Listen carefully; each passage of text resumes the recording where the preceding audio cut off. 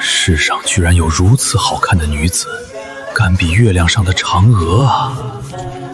仙子朕来了！驾！老爷抓好了！什么妖物？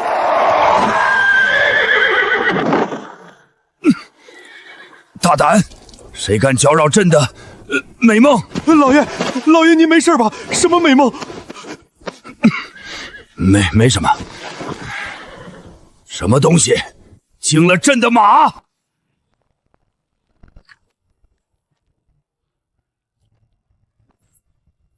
两位没事吧？你这铁疙瘩是什么妖物？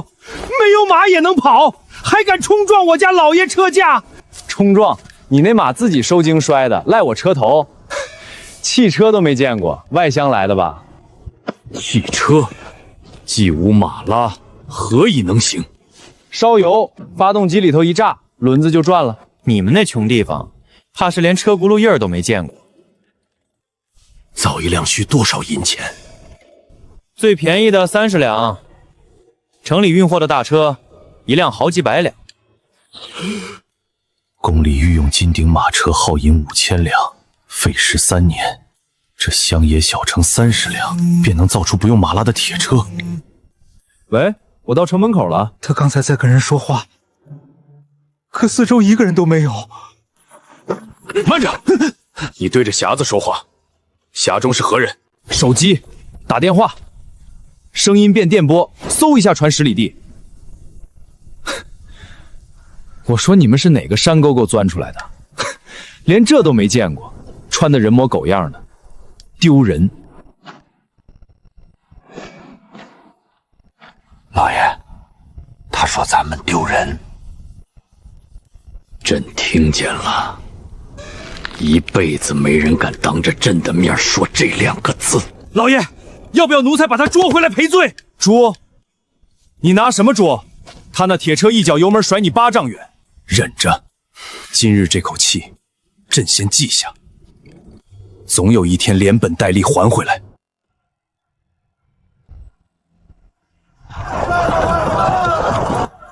长顺，卷宗写清源县地处荒僻，时事久空，民不聊生，3年了，年年这么写。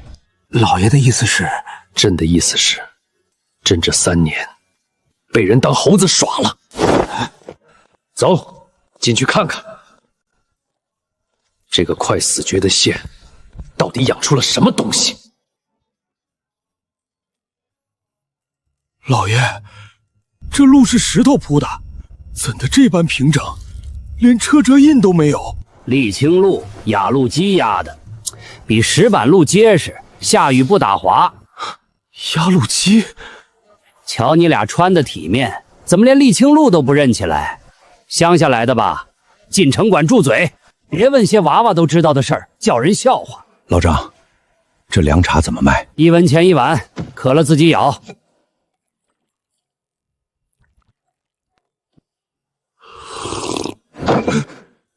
1文1碗，京城茶楼1碗粗茶都要5文，这般解暑的凉茶竟只要1文。1文钱都嫌贵嫌便宜，你这话问得怪。哼，倒像没见过铜板的。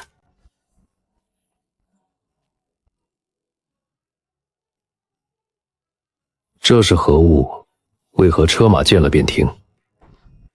红绿灯呗，红灯停，绿灯行，谁都得守规矩。这都不懂，你俩山里躲了3年没出来。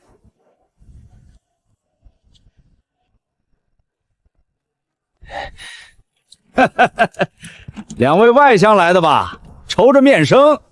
敢问这满城怎的一个乞丐都不见？乞丐？咱清源3年没见过一个，谁家揭不开锅，县里管，不用上街讨。你们那地方兴许还有，可怜见的。老爷，他说管这么大的县，得多少银子啊？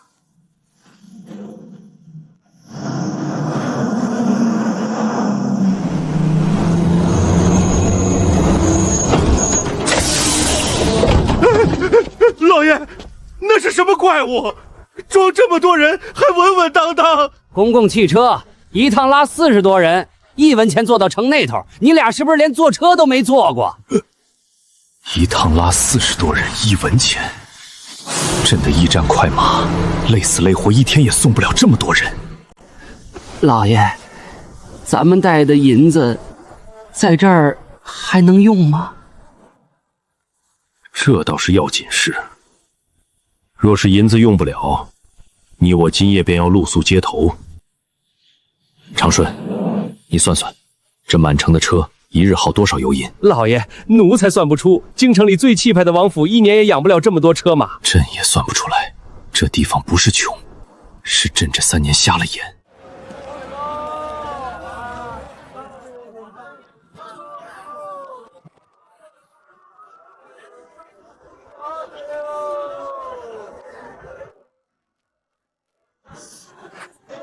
方才梦云端父亲的仙子，眉眼轮廓竟与他隐隐重合。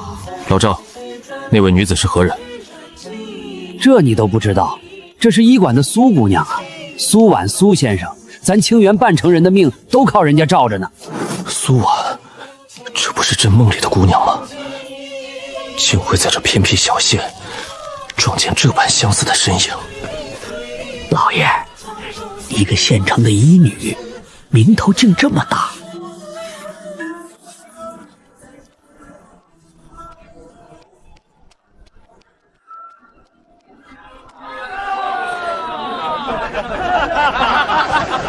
2文1斤，2文1斤还嫌贵。长顺，你听清了，他说2文。老爷，京城官盐从没这么贱卖过。走，往那边看。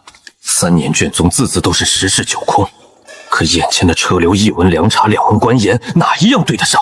该死的，给朕连本带利还回来！老爷，这一路进来，奴才这心里七上八下的。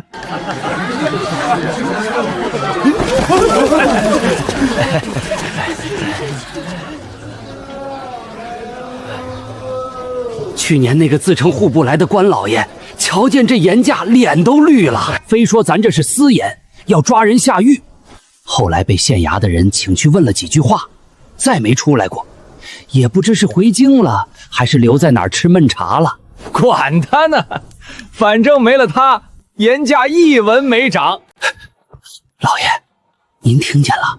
那官老爷怕是……朕听见了。京城官盐掺着沙子都没这么干净。2文1斤，快快快！后头排着呢，别堵道。这般雪白细盐，当真只卖2文？2文还嫌贵？爷你穿的光鲜，哼，连盐价都不懂，乡下来的吧？我只是未曾见过这般贱卖的官盐。贱卖？这盐成本花不了几个钱，县衙定的价是让人人都吃得起，不是让官老爷捞银子。你打别处来，怕是没少挨黑心盐商的坑吧？这般精细的盐，到底怎么做出来的？蒸馏提纯法呗，海水抽进大锅烧滚了蒸，水汽凝的水一点杂质没有，剩下的盐渣一晒一筛，能不白吗？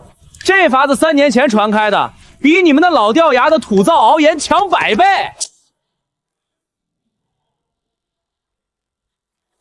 蒸粮？跟你说也听不懂。行了，买不买？后头排着呢。2位外乡来的，瞧你们细皮嫩肉的，怕是没吃过粗盐的苦。我这病根儿，就是早年吃又苦又脏的粗盐落下的。这3年顿顿吃白盐，再加上医馆苏先生调的方子，病都没再犯过。这盐竟比宫里的贡盐还要细腻。贡盐，客官倒是见过稀罕物，咱这盐寻常百姓家家吃得起，可不是什么贡品。大娘，这般好的盐，官府卖2文，不怕亏本吗？亏本儿？1斤盐本钱连半文都算不上，县衙倒贴着卖也不心疼几个钱。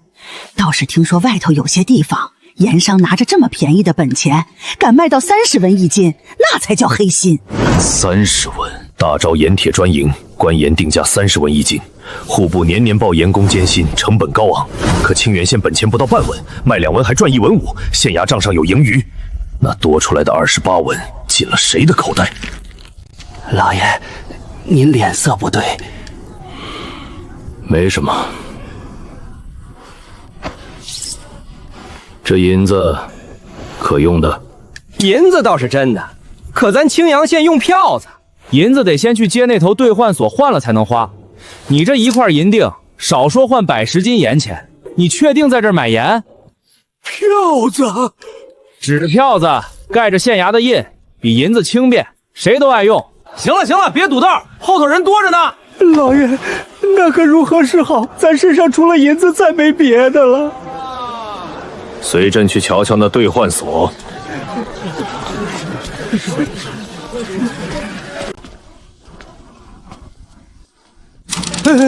老爷，这箱子里是不是关着什么东西？关东西？这是点钞机，数钱的。银子往这儿一称，机子自己吐等值票子，比人手数快还不会错。一台铁匣子，竟比账房先生算的还准。那可不，账房先生还得歇口气。这机子一天，爷你这银锭，少说换300张1文的票子，都换了够吃半年盐。300张，1块银锭，换来半年盐钱。朕这大招的银子，到了清源县，竟贱得像废纸。老爷，2斤盐才4张票子，搁京城连1/10斤都买不到。2斤盐见不着底细，可这一路听下来的账，朕心里有数了。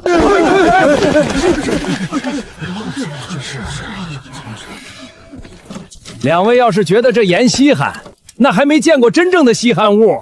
城外老张头的地，1亩打3000斤番薯，你们敢信？3000斤，绝无可能！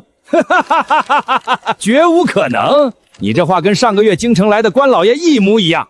行了，不跟你们贫嘴，自己去瞧，眼见为实。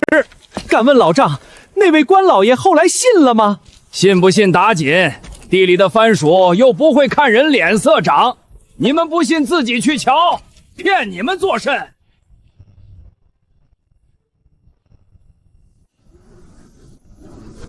走，去看看这亩产3000斤的地到底是真是假。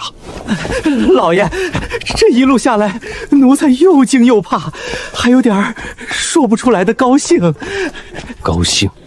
高兴这世上真有这么个地方，老百姓不用挨饿受冻。朕要弄清楚清源县是怎么长出来的，又是谁3年来把一切瞒得死死的。老爷，咱这一路可千万别让人瞧出身份。朕这一身狼狈样，便是有人猜，也没人敢信堂堂天子会摔得这般难看。老爷，若老汉说的当真，这清源县怕不是藏着比盐坊更大的稀罕事儿。老爷，这大棚子干什么用的？这时节地里该光光秃秃的，棚子里怎的绿油油一片？这都不懂，大棚呗，棚里头暖，能种反季节的菜，这也不懂。老爷，那又是个铁疙瘩，这回连地都自己耕了，不用牛马。这是何物？拖拉机呗，一台顶10头牛，耕地又快又深。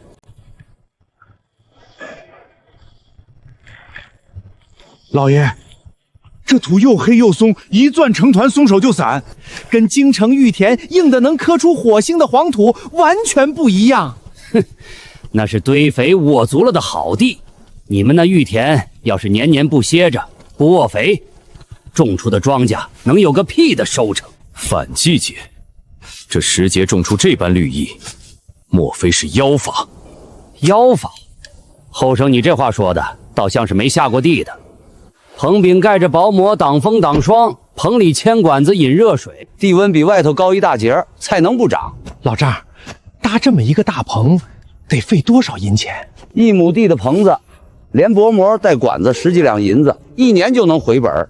你们要是舍得，回去也搭一个，不难。10几两，这般便宜的法子，竟没有一个地方官员上报朝廷，任由天下百姓年年挨饿受冻。这般反季节的菜，卖到城里，能得几个钱？跟寻常菜一个价，谁也不多要。总不能仗着稀罕，专挑穷人钱包下手。这般法子，倒也……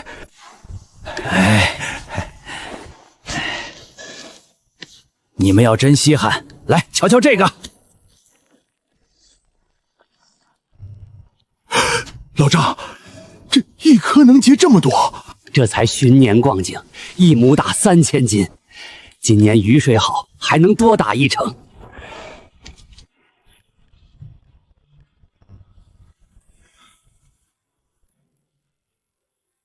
3000斤，绝无不可能。我读遍农书，最好的良田1亩也不过300斤。农书，后生，你那农书上写着这个吗？连这是什么都不认得，还敢说读遍农书？老人家此言未免……未免什么？我种了一辈子地，3年前还是300斤都打不满的薄地，现在1亩3000斤，你说是绝无可能？那这地里的番薯是自己长出来哄你玩的？老爷，敢问老人家，这3000斤是如何种出来的？3样，2种，年年挑最壮的留种，底肥、奥足堆肥不能省，还有这滴灌，水管牵到根上，旱涝都保得住。3样都齐了，3000斤不算什么。滴灌，抽水机把水引过来，顺着管子一点一点渗到根上，不多不少，刚刚够。你们那儿种鸡，怕是还在靠天吃饭，老天不下雨就眼巴巴等死吧。你说的2种，又是如何选育？年年收成时，把长得最壮、结得最多的几颗留下当种，来年再种，1年比1年壮实。3年下来，这地里的种早不是3年前那批了。你们那儿怕是年年拿陈粮当种子，种子1年不如1年，收成自然1年比1年差。老丈，这2种寻常百姓家如何能得？县衙每年开春都发，家家户户按人头领，不要钱。你要是自家留的种不够壮实，还能拿陈种换新种，搭一点粮食钱就成。不要钱？种子的事儿，县里比谁都上心。种子不好，1年到头全白忙活。这个道理，你们那儿的官老爷不懂。这些法子都是3年前县里来的新法子教我们种的。以前谁听过这个？还不是照着老辈传的死法子，1年到头累死累活，打不了几个粮食。老丈，教你们法子的是何人？县里的人呗，3年前来的，不是他一个人种，是全县的地都这么种。你要问是谁，我也说不全。反正没了这些法子，咱这地还是300斤的穷地。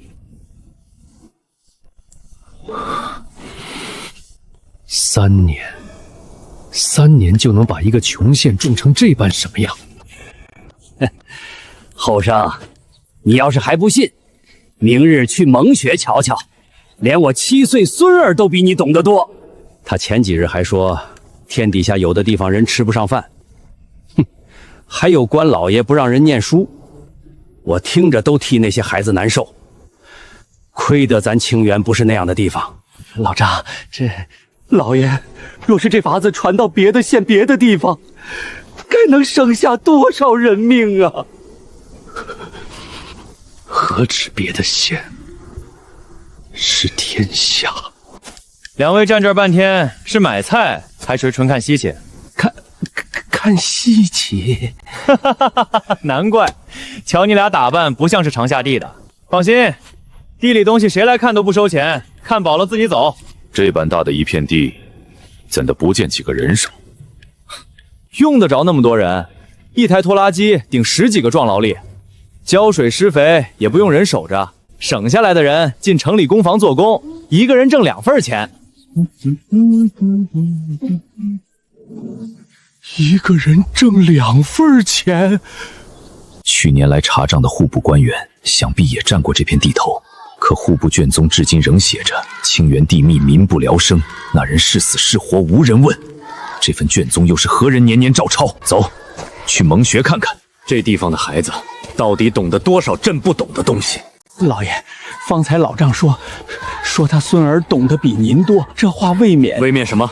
未免刺耳。朕这些日子听的刺耳话还嫌不够多吗？长顺，朕现在只想知道，这满县的孩子到底被教成了什么样子？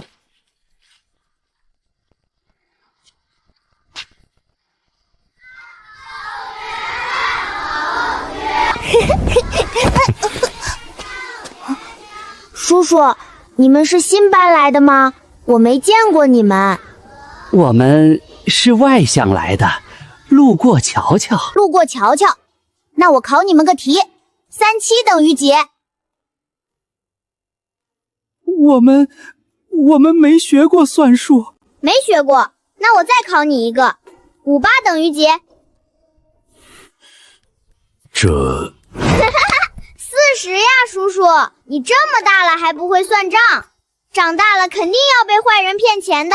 我自幼读的是治国大道，这等市井小术何曾学过？治国大道是什么呀？先生说，不会算数的人，连自己家一年赚多少花多少都算不清，还谈什么治国？2位是来找孩子念书的，咱这蒙学，不管男娃女娃，家家都能送来。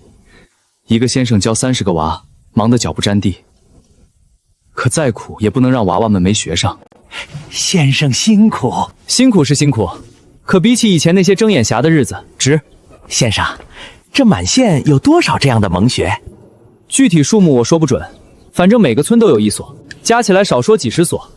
娃娃们不用走远路就能上学。你们连乘法都不会，那你们知道地是什么形状吗？天圆地方，这是错啦。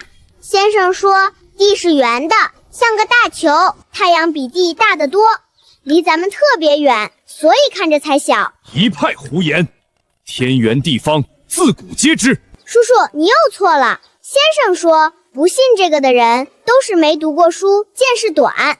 叔叔，那你肯定也不知道天上打雷是怎么回事。雷乃天威示警，岂容妄测。天威示警？先生说那是云里头攒了电，钻多了就噼啦一下劈下来，跟咱屋里的电灯是一个道理，才不是什么天威。云里钻电？对呀，所以打雷的时候不能站在大树底下，电会顺着树劈下来找你，你不知道吧？老爷，他说您见识短。朕听见了。叔叔，你们念书要花很多钱吗？你们念书不花钱吗？不花钱呀。先生说念书是天底下最要紧的事儿，谁家孩子都不能因为没钱就不认字。叔叔你瞧，这是咱的新课本，昨儿刚发的，印刷房叔叔说一天能印1000本呢，咱全县娃娃人手一本，一个字都不缺。这书上的字一笔一画分毫不差，这是何人抄写的？不是抄的，是印的呀，你连这个都不懂。这般大的县，免费教书，一年得费多少银钱？谁人担得起？我不知道，反正媳妇说了，不管花多少钱，都得让每个娃娃念上书。孩子们，吃饭啦！你们吃饭前都要洗手？当然啦，先生说手上有看不见的脏东西，不洗手吃饭会生病的。你们吃饭不洗手吗？这偶尔洗。偶尔洗，那多脏呀！叔叔，我们蒙学念书不要钱，还管一顿饭，今天还有肉呢，你们那边管饭吗？老爷，京城寒门子弟能识字的都少，何曾听过管饭一说？叔叔，你这么大了，种豆了吗？种豆？种了豆就不得添花啦。咱清源的娃娃生下来都要种，都是医馆的苏婉先生亲手给种的。苏先生可厉害了，他说天花再也害不死人了。你不种豆是不是怕疼呀？这种豆是怎么种的？先生说是从得过牛痘的牛身上取一点点疮浆，划破手臂皮，抹一点进去，过几天起个小疙瘩，好了就再也不怕天花了。这些都是苏婉先生教我们的。苏先生比先生还懂治病呢。以毒攻毒，这当真是的。咱清源的娃娃都中了，没一个出事的呀。你不信，自己去医馆问苏先生呗。长顺，去问问这种豆在何处施行。是，老爷。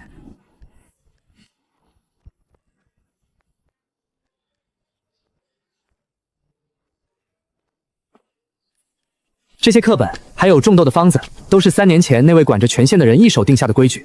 这3年，咱清源的娃娃一个没饿死，一个没被天花带走的。这其中啊，苏婉先生的医法功不可没。你是一路听到第3个人提起3年前那个人，却谁也说不清名字。如今又多了一个苏婉先生，连名字都清清楚楚，却更添神秘。老爷，这一路问下来，人人都说是3年前那个人，却说不出名字。这苏先生倒是有名有姓，倒像是这个人压根儿不想让人记住他的名字，却让全城人都记住了这位苏先生。那你们可知治国当以仁政为本？知道呀，先生说仁政就是让大伙儿都有饭吃，有书念，生病能瞧得起大夫，不是光嘴上说说。叔叔，你们那边做到了吗？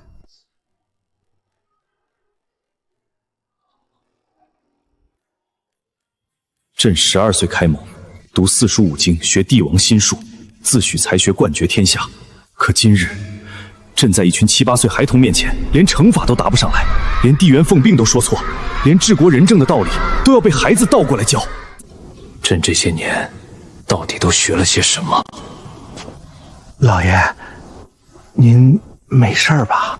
没事，朕不过是头一次觉得自己活了大半辈子，竟活得不如一个孩子明白。老爷，奴才如今算是明白了，这青阳县能有今天，真不是靠嘴上说说仁政积攒出来的。是啊，朕这一路见的都是不起眼的小事，一斤盐1亩地，一本课本1针1苗，可这些小事凑到一处，竟凑出了一个让朕这个天子无地自容的地方。走，去看看那能挡住天花的豆到底是什么名堂，也见见这位连娃娃都揪口称赞的苏先生。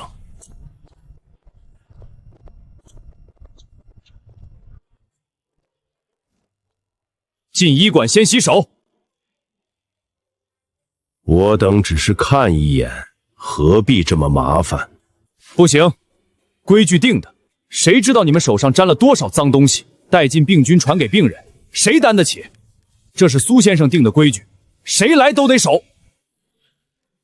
病菌？看不见的脏东西就藏在手上，你以为干净，其实脏得很。10有8、9的病都是这双没洗的手吃进肚子里的。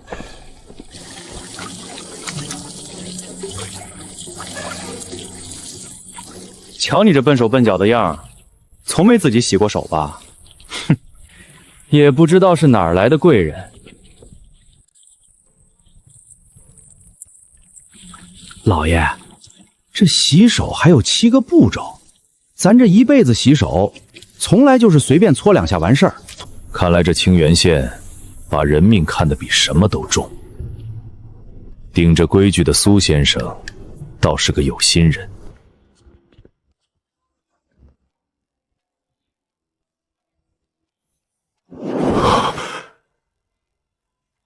这不是朕梦里的仙女吗？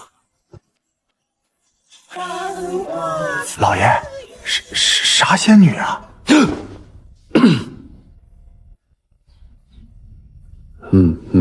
没什么。这是种豆，牛痘的浆子抹一点进去，起个小疙瘩，过些日子就好了，往后再不怕天花。你就是他们说的苏先生，一介女流也能坐堂行医，还敢定这般规矩？治病看的是方子准不准，救人看的是心思细不细，不是看是男是女。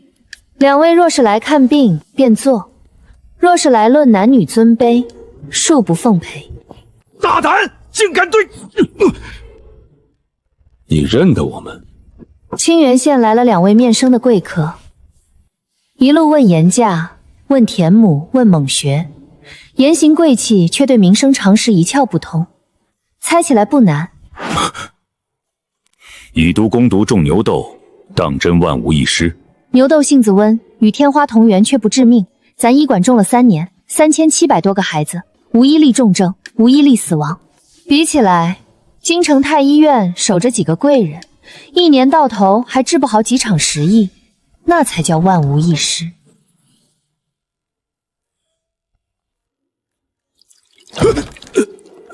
郎中，这伤口擦了酒，火辣辣的疼，可比我以前那伤口烂了3个月好得快多了。酒能杀菌，伤口不烂，自然好得快。你以前拿皂灰糊的吧？皂灰里病菌多，不烂才怪。皂灰止血，咱京升下下不都是这么治的吗？老爷，你想起什么了？朕想起去年那名戍边老将伤口溃烂而死，太医院束手无策，最后诊断写的是伤口不见，恐是天意。这管子是做什么用的？体温表，测热度的，红线到刻度，便是发烧到了危险程度，得赶紧用药。没到，吃2服药歇一歇就好。一根管子就能知道重病重轻，这有什么难的？不比伸手摸额头，凭经验瞎猜准得多。你们那边还是靠手摸猜病重病轻吗？郎中，这是煮饭吗？煮饭，这是煮器械消毒。动刀子前都得煮一炷香，煮过的刀子干净，伤口才不容易烂。这也是县衙定下的规矩。陆，莫非是那位神秘的县令？老丈，瞧病要花多少钱？瞧病不要钱，抓药才15文，搁外头怕是要1两银子。15文，这药材诊费如何够本？县里自己种药材，自己跑制，成本压得低。穷人来看病，药钱还能再免，说是药是救命的，不是发财的。老丈，您脸上戴的是什么？眼镜呗，老眼昏花，瞧不清东西，配一副又能看清账本上的字了。这般清亮的镜片得要多少银钱？50文一副，便宜得很。太后宫里那面西域进贡的琉璃老花镜，50文。城里工坊磨得又快又好，图纸还是苏先生跟县衙一块琢磨出来的。老爷，那眼镜奴才也想配一行吗？奴才这双眼夜里瞅东西早就有点花了。这个时候你倒还惦记着自己的眼睛，哼！奴才这不是看着青阳县什么都便宜，忍不住嘛。老丈，这伤是打仗留下的。戍边时候让达子的箭伤了腿，没保住。回来时朝廷给的抚恤银还不够买假腿的木料钱。是来了清源县，苏先生给我治好了溃烂的伤口，县里还给做了能走路的假腿，分文不取。老丈，这朝廷对不住你。客官这话说的，你又不是当官的，跟我说这个做甚？这也不奇怪，药是救命的，不是拿来发财的。可有些人偏要拿着救命的东西换银子，官越做越大，心越来越黑。郎中，你们医馆1年统共要花多少银钱？药材、器械、郎中工钱，零零总总1年几百两，顶天了。几百两？老爷，京城太医院光是采买名贵药材，1年就要10几万两。够了！这是出了什么事？工坊那边出了点小事故，胳膊烫了一下。苏先生交代过，机器旁得穿长袖，是他图凉快不听劝。没事没事，怪不得别人，是我自己不守规矩。都伤成这样了，还惦记着不怪旁人。这般处事的人倒是难得。准备凉水、烫伤膏、干净纱布，先冲降温，再上药。是。长顺，你说这女子年纪轻轻，为何会流落这小小县城？奴才瞧着她气质不像是寻常乡野医女，倒像是见过大世面的。何止见过大世面？她方才那句官越做越大，心越来越黑，不像是凭空说的。老爷，这一路从盐坊到田横，从蒙学到医馆，奴才算是看明白了。这清源县不是哪一样东西厉害，是从头到尾没有一件事是糊弄百姓的。是啊，朕这大招处处都在糊弄朕，这清源县处处都没糊弄百姓，这中间的差距才是最要命的。两位若是逛完了，便请回吧。医馆病人多，不便久留。苏先生医术卓绝，屈居这小小县城，不觉得委屈吗？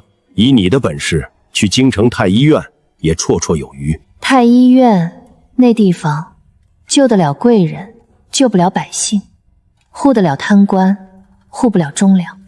不去也罢。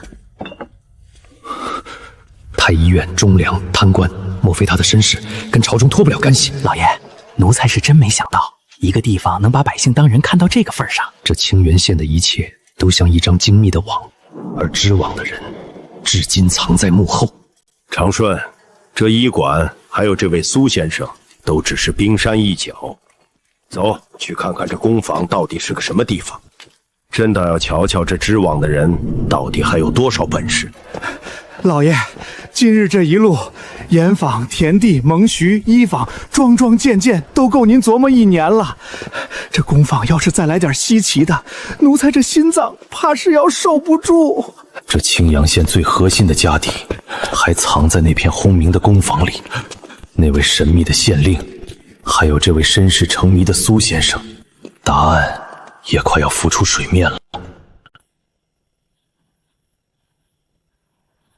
进去先塞耳朵，里头机器响，吵得很。这般大的动静是在打铁吗？打铁？你是没见过纺纱机吧？乡下来的。这一人竟能看这么多台？一人看8台还嫌累赘？是你们那边一人只能看1台纺床吧？难怪穿得这么穷酸，还打扮成体面人的样子。这机器靠的什么力气转动？电呗，城西有座水力发电站，河水冲着转，电顺着铁线送进来，机器就转了。切，你们连电都不懂，还敢往葱房里闯？这般大的水力发电站，得费多少银子造？具体数目我说不清，反正3年前造的时候，听说是把全城的富户都动员起来凑的份子，一家出一点，厂子建成了。大伙按份子分红利，谁也不吃亏。凑份子，这般大的营生，竟是百姓自己凑建的，不是官府拨款。官府是牵头的，可银子是大伙一起出的。这厂子建成了，谁不是既拿工钱又拿分红？傻子才不肯掏这钱。竟不是靠国库，而是靠百姓自己的银钱堆出来的。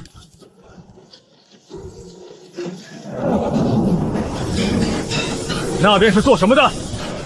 造车的。你们方才进城碰见的那铁疙瘩，就是那边流水线上造出来的。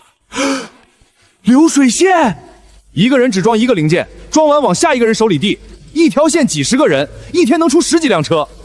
你要问一个人从头装到尾要多久，那才是笨法子，一天顶多装半辆。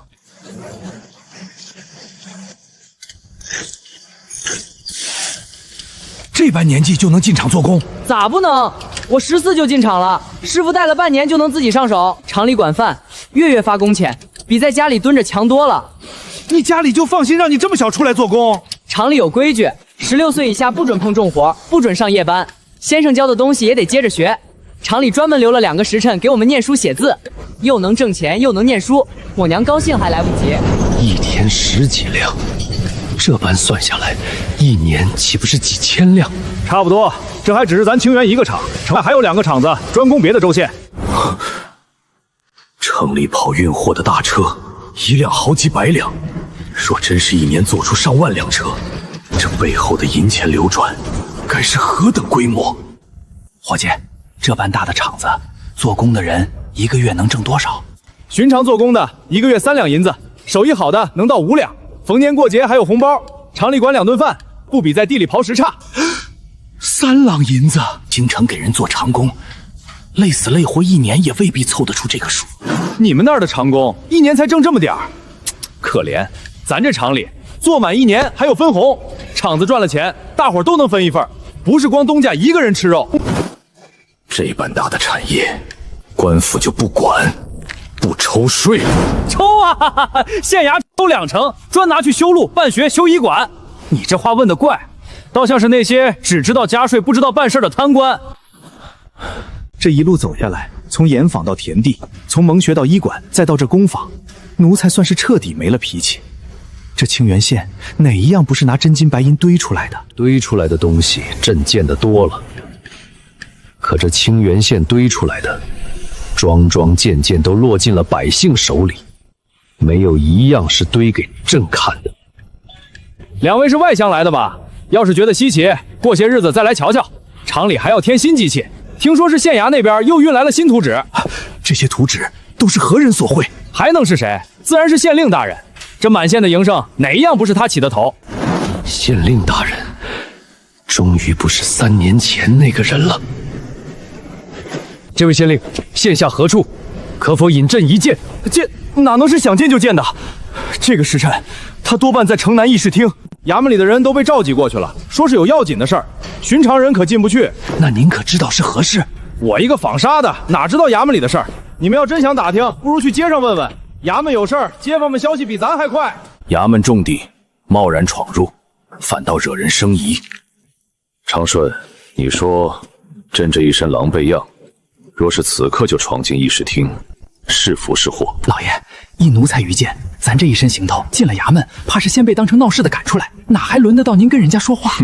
你倒是难得说了句明白话。这青阳县朕来的时日尚短，见的都是些零散的皮毛。若要见这位县令，总这满县弄清楚，朕心里才能有个准数，到时候说话才有底气。老爷这是要先摸清底细，再去会这位县令。正是，朕这一辈子还没吃过这般大的哑巴亏，总要弄明白，这清源县除了朕瞧见这些好处，底下还压着什么？老爷的意思是，这一路朕见的是盐，是田，是学堂，是医馆。桩桩件件都是明面上的好处，可这青阳县，当真事事都这般妥当，半点见不得光的疮疤都没有。老爷，若是当真处处都好，那也未必是坏事吧？处处都好，才更要小心。天底下没有不透风的墙。若这清源县真是滴水不漏，那要么是朕运气好，撞见了一个真正的晴天，要么是有人比朕想的更懂得如何把疮疤都藏得干干净净。走，再往深处看看，朕要亲眼瞧瞧这满城的秩序，是不是真如表面这般滴水不漏。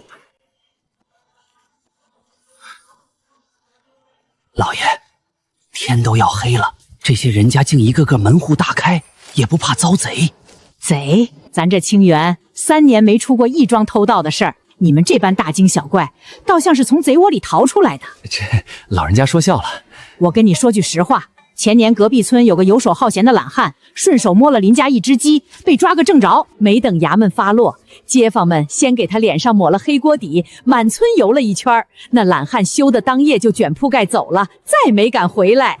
老人家，那些个孤寡老人、没爹没娘的孩子，平日又是谁照应？街坊呗，谁家要是没了顶梁柱，左邻右舍轮着送饭送菜，衙门那边还按月给几个补贴。我一个老婆子，2个儿子早前都去边关当兵去了，是街坊们这3年轮着替我劈柴挑水。还有医馆的苏先生，隔3差5就上门来给我量身子送药，分文不取。这倒是难得。难得什么？谁家还没有个难处的时候？今日我帮你，明日你帮我，这道理还用人教？衙门就不曾问罪？问罪？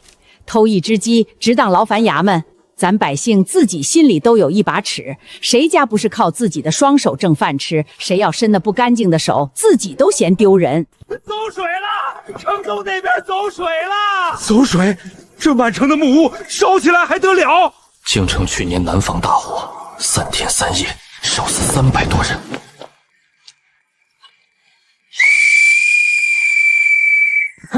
老人家，您不去瞧瞧？瞧什么？该去的人自然会去。我这一吹哨，是告诉巷子里的人，该往安全的地方挪一挪，别添乱。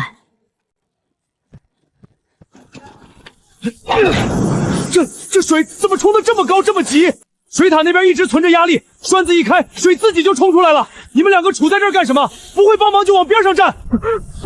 我们不知道该怎么帮。哼，废物点心！老王守着这根管子，别撒手。阿福去把巷口那几户的人先劝出来，别让人瞧热闹堵了道。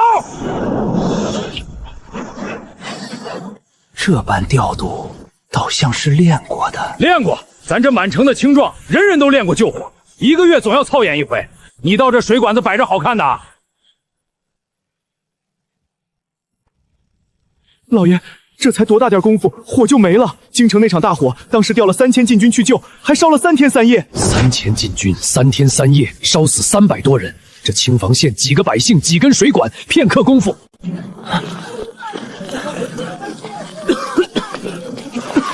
用温水冲了喝，清肺止咳。脸上烫红的抹这个药膏，1天2次，不会留疤。苏先生，这点小伤不碍事。小伤也会烂，回去别沾水，明天按时来医馆换药。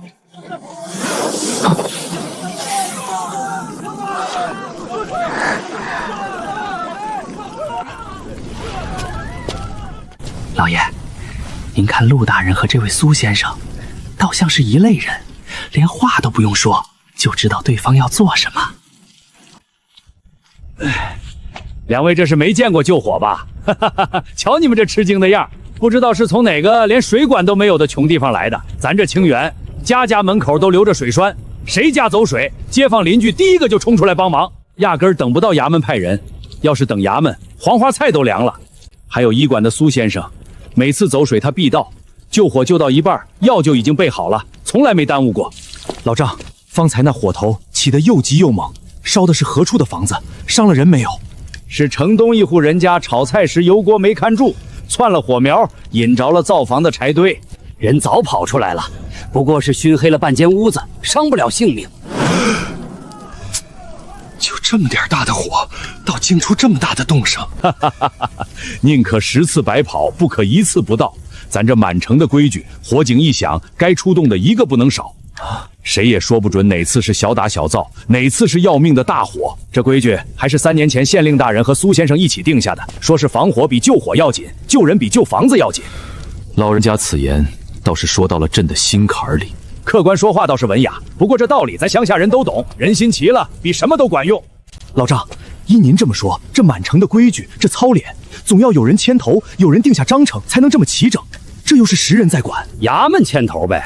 3年前县令大人定的规矩，谁家都得学2手救火的本事，谁家都得知道水栓在哪儿。头1年操练的时候，还有人嫌麻烦，觉得多此一举。可这3年下来，大火没烧过1间屋子，谁还敢说这是多此一举？这般说来，这满城的规矩，竟事事都透着这位县令的影子。可不是嘛！这满城哪一处不是他一手一带起来的？还有苏先生，医馆、防疫、种豆，哪一样不是他盯着？你们要是有心，不妨自己去打听打听，这清源县还有哪桩事跟他俩不沾边？老尚，那这操县的规矩，可曾有人嫌烦不肯学？起初总有那么几个懒汉，觉得躲得躲，该混的混。可县衙也不强逼，只说了一句话：明日你家走水，街坊们救得了自己家，未必顾不上你家。这话一出，谁还敢不学？这般说来，倒不是逼出来的，是自己想明白的。正是这个道理，逼出来的规矩，人前守，人后犯。想明白的规矩，才是真正刻进骨子里的。这满城的秩序，不是靠严刑验法压出来的，是靠着一整套活法自己长出来的。长顺，朕这一路查的，不是这清源县有没有疮疤，朕该查的是这清源县凭什么能长成这个样子。老爷，奴才活了大半辈子，头一回觉得一个从没见过面的人，这位县令竟能让奴才这般惦记。惦记是不够的，长顺这位县令，还有这位苏先生，可他们布下的这一整座城，已经把朕的心思牢牢地定在了这里。老爷，这一路7章下来，盐田、学堂、医馆，这满城的秩序，奴才是彻底没了脾气。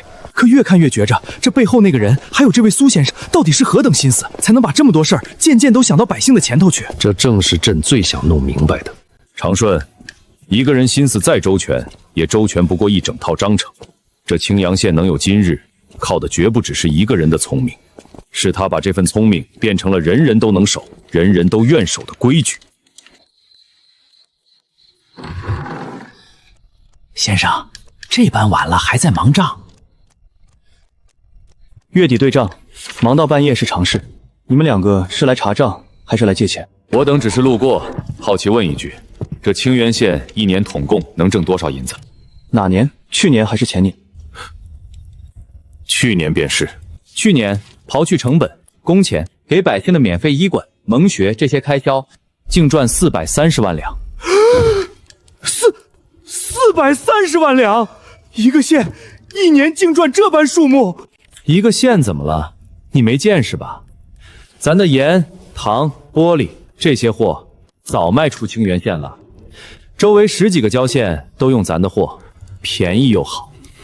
先生，那日间咱在盐坊瞧见的盐2文一斤，这般便宜的货运出去卖，能挣着钱？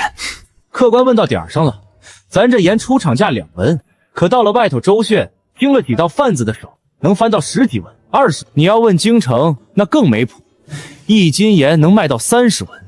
30文，这般算下来，中间的差价进了谁的口袋？本里头已经赚了1文5，余下的10几文乃至几十文，自然是那些个中间贩子还有沿路打点的人分了去。这账咱这清源县可管不着，那是外头的事儿。中间盘剥的层层黑手，竟比朕想象更深更荒。这般大的进项，朝廷可曾知晓？知晓。朝廷年年发的卷宗，写的是咱清源地劣民贫，年年还倒贴30万两赈灾银下来。咱这账，户部压根儿就没正眼瞧过。这30万两赈灾银，可曾到过清源百姓手里？1文没见过。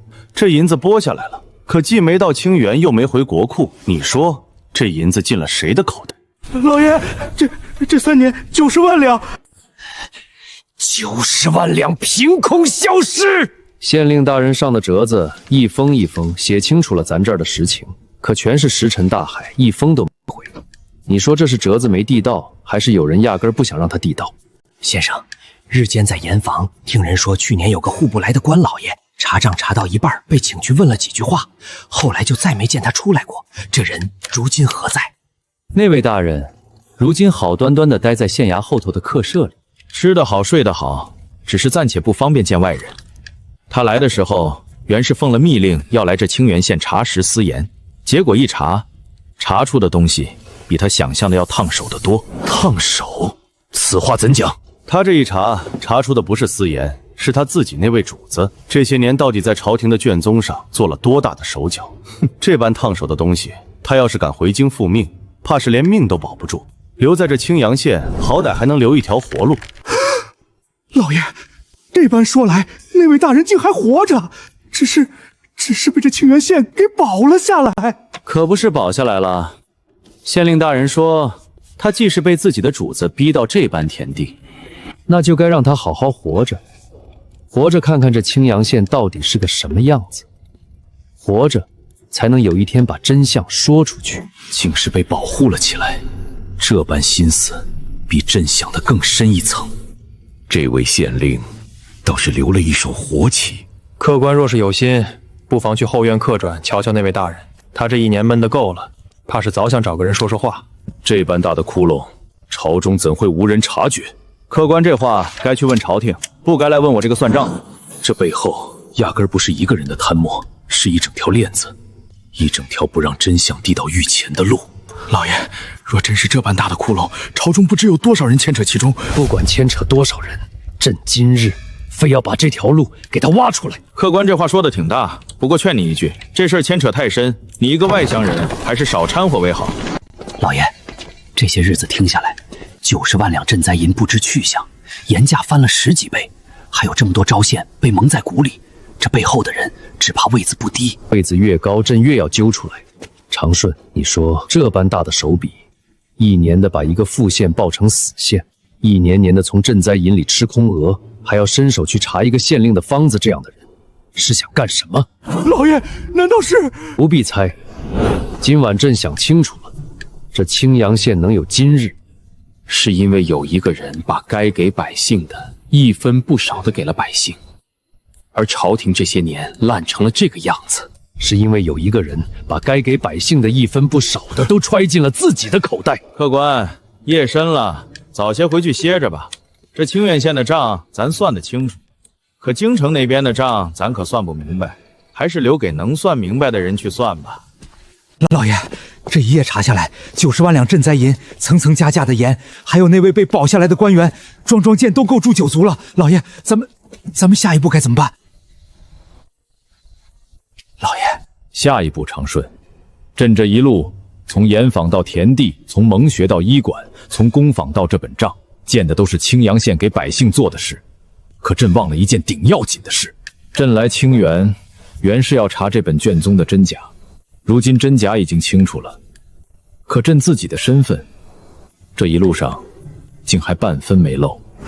老爷的意思是，这位县令守着这满城的秩序，护着一个消失的官员，还敢把折子一封封递上去，这般的胆识心思，朕不能再拖了。长顺，明日一早，朕要亲自登门见这位县令，这一次不装了。老爷，您是说要露出真身？是。这清源县能有今日，靠的是一个人一步一步把百姓的日子撑起来，而朕这大招江山烂到如今，靠的却是一群人一步一步把百姓的日子啃空。这2条路，朕今日算是看明白了，该走哪一条不必再犹豫。长顺，朕现在倒真想见一见这位县令了。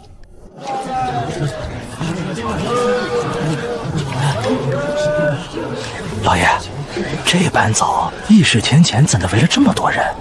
县令大人在训人呢。听说昨夜有个管仓的小吏私自挪用了几十斤存粮，想拿去孝敬自己的老丈人，被人举报了，今早当众问罪。这般小的事儿，县令大人也要亲自过问？可不咋的，县令大人说过，粮仓的事儿看着小，可粮仓一旦漏了口子，今日漏几十斤，明日就有人敢漏几百斤。到时候满城的粮仓，谁还信得过？小事不管，早晚拖成大事。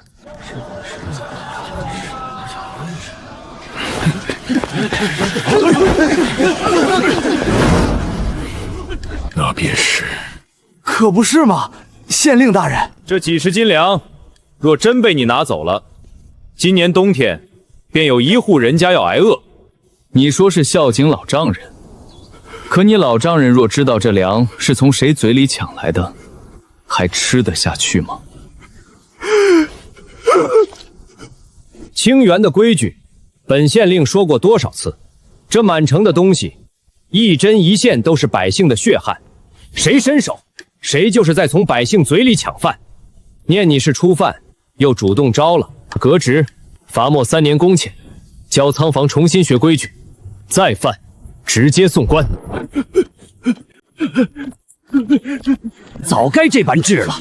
这几十斤粮看着不多，可要是人人都学他，这满仓的粮食不出3年就要漏得七零八落。县令大人这话说得对，饶他一次是仁义，若是饶了不改，那就是拿全城人的饭碗开玩笑。老爷，这般治下倒是不轻不重，却让人心服口服。不算魁梧，甚至称得上清瘦，站姿却挺得笔直，没有一丝这官架子的姿态。可那股沉静，竟比朕见过的任何一位王公大臣都更压人。老爷，奴才说不上来是哪里不对，可这人往那一站，奴才这心里竟有点发虚。不是他哪里不对，是朕这一路见的人，都在替他说话，替他做事，替他撑着这满城的规矩。这般的分量，不必他自己开口，旁人早替他说尽了。这般寻常的身形，竟能镇住这满场的人。先查清缺口，再补磨账目，最后才是惩处，一步都不乱。老爷，这般处置事情，竟是先想着补漏洞，而不是先想着立威风。这才是真正会当差的人。朕朝堂上那些个官员，遇事先想的是如何摆自己的官威，如何在御前显自己的能耐，倒难得见几个像这般先把事情本身想透了的。老爷，他瞧过来了，看不出喜怒，却让朕生出一种被彻底看穿的感觉，仿佛这几日朕和长顺扮作寻常百姓的一举一动，早就被人看在眼里。老爷，方才那一眼，倒像是什么都瞧透了似的。或许什么都没瞧透，或许什么都瞧透了。长顺，这般的人，真宁可当他什么都瞧透了，也不敢当他什么都不知道。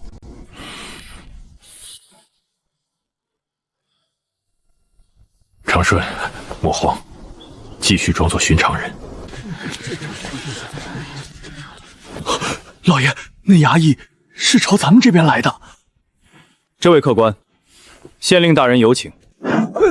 我们不过是路过看热闹的，怎的惊动了县令大人？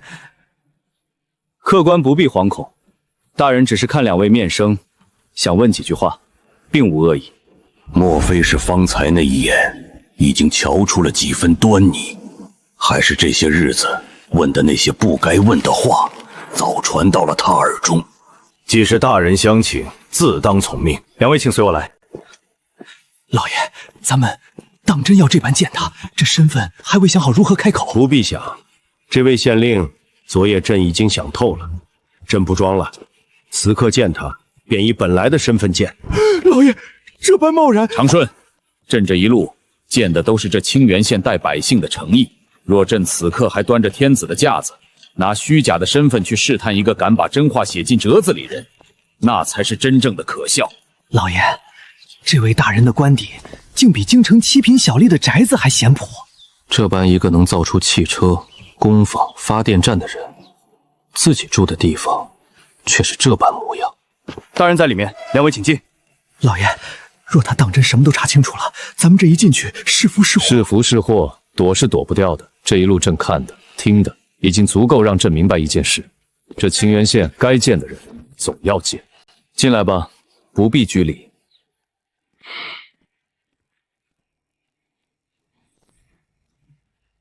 两位在清源县逛了7、8日，盐坊问到账房，田前问到工厂，倒是比查案的还细。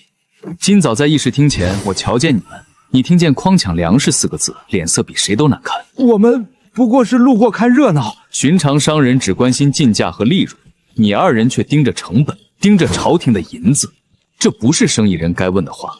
而你穿的倒是体面，却连盐价、算术、地缘丁北都不知道，这般的干净，这般的瞎，倒像是久居深宫，从未踏出过一步的人。先生此言未免诛心。我这青阳县待客一向坦诚，既然客官不愿点破，我也不逼。只是这位随行的，走路没声，站姿微恭，说话前先看主子的脸色，这是宫里出来的规矩，寻常富贵人家学不来。不必，朕便是当今天子。清源县令陆执行见过陛下。你既已猜到朕的身份，为何不跪？大昭律，身有功名者，面君可免跪。再者，陛下今日来清源，是来认人的，不是来受跪的。老爷，陆大人，这一路竟都被他算准了。好一个陆执行，朕这一路被你这清源县教训了个7、8日。陛下既已知道清源的底细，那便该知道，陛下此刻回不去了。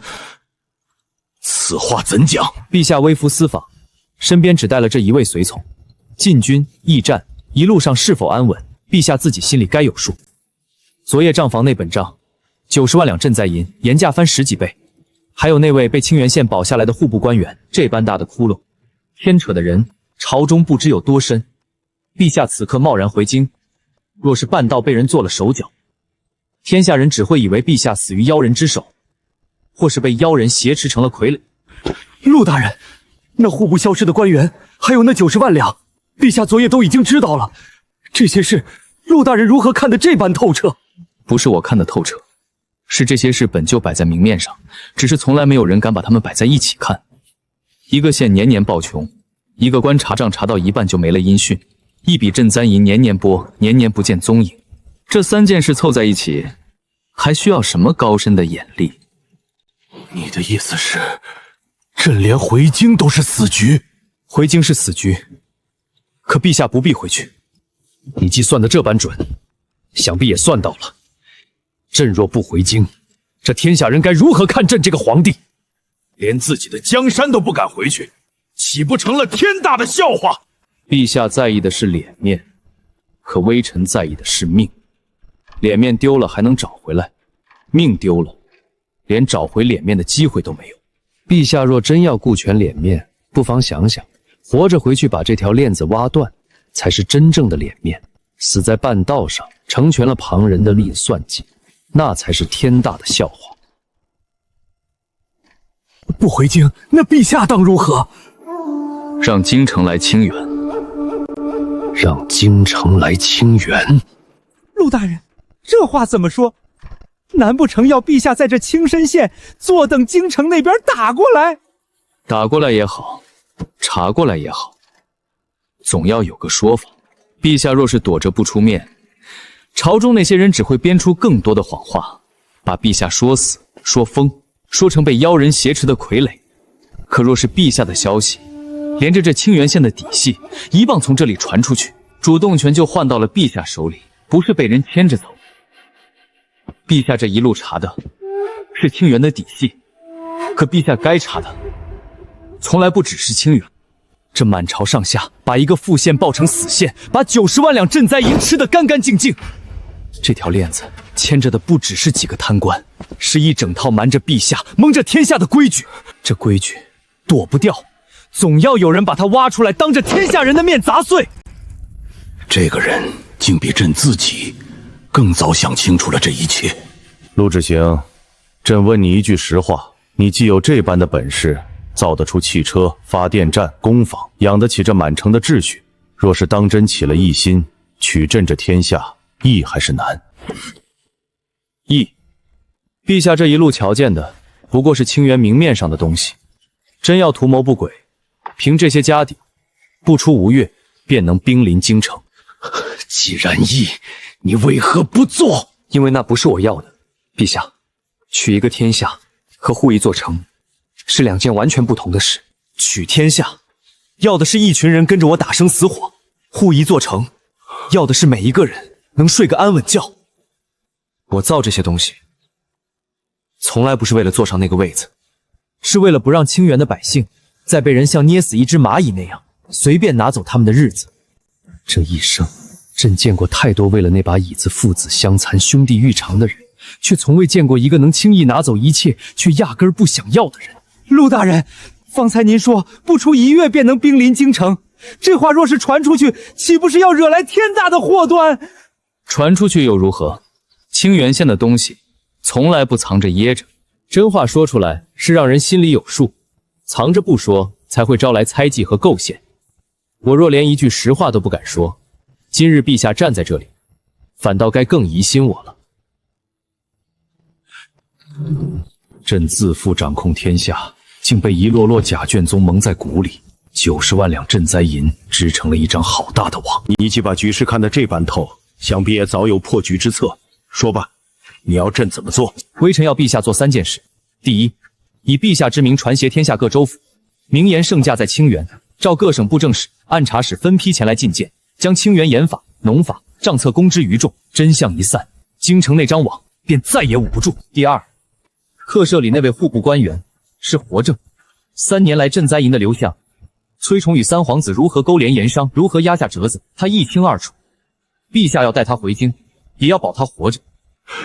第3件呢？第3，新政要推，根子要挖。陛下回京之后，不单要办几个贪官，更要把清源的法子、盐铁官营不与民争利，农种改良免费发下，蒙学医馆普惠百姓，一条一条落到天下州县去。微臣守得了清源一县，守不了天下。真正能让百姓过上好日子的，从来不是一个青天县令，是一套不糊弄人的规矩。好，这3件事朕都应你。朕倒要看看这大昭的天下到底是贪官的私产，还是百姓的江山。原想暗死陛下的行踪，再慢慢炮制陛下遇袭驾崩的谎话，没料到陛下非但活着，还攥着铁证，那就在千里之外的小县城里直接掀了他们的桌子。那就依太傅的意思，调3万禁军，以清君侧救圣驾为名，连夜奔袭清源，赶在各州府官员到达前，把父皇和陆之行一并灭口。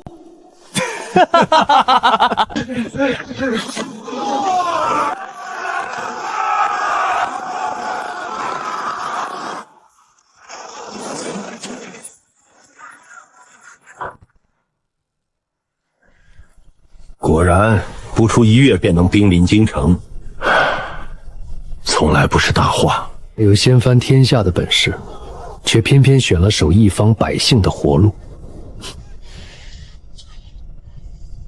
苏先生医术卓绝，心怀仁善，朕在京城太医院设了女医官之位，正五品衔，专司宫中女眷诊疗与民间防疫推行。你若愿意入京，朕即刻下旨，一应一致俸禄，绝不亏待。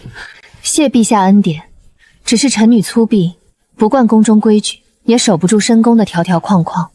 清源的医馆、种豆的差事、周边州县的防疫都需要人手，臣女愿守在这乡野小城，多救几个寻常百姓。听闻江南女子多善音律歌舞，姑娘可会跳舞？小女子才疏学浅，对舞技一窍不通。既然如此，那朕便回宫去了。苏先生，您听说了吗？崔崇被抄家灭族，三皇子被贬为庶人，圈禁终生。牵涉贪腐瞒报的37名官员悉数革职查办，追回的赃银全数冲入民生府库。苏仲安的旧案被重审平反，追回原职，后葬入贤良祠了。知道了。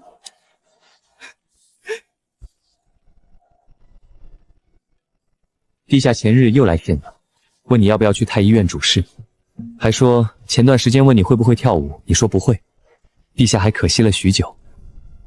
陆大人也想问吗？为何苏姑娘才艺双全，却对陛下说不会武艺？因为小女子只愿为一人献舞。